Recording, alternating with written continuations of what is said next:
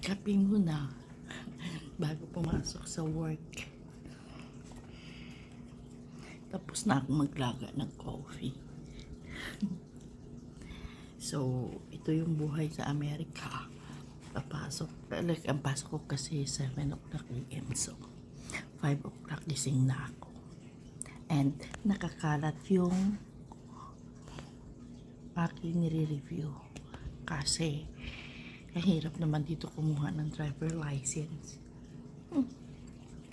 I think I spent $400 para lang ako makatuto at makakuha ng driver license. But ngayon, binigay sa akin ito ng teacher ko magre-review muna ako.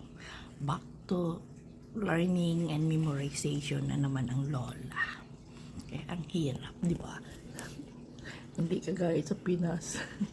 Pero siyempre, dapat talaga para sa mga Pilipino na pupunta ng US, dapat marunong kayong mag-drive.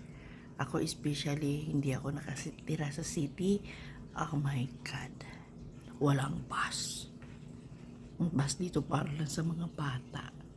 Ano ba't gano'n ang boses ko?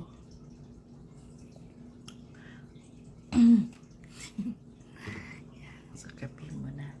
Pinasok ko yung halaman kasi ang lamig na sa labas. Tapos tingnan mo yung binili ko yan $18 sa Walmart. Samantalang sa Pinas, pipitas ka lang, hihingi ka lang. Bigyan ka pa isang paso.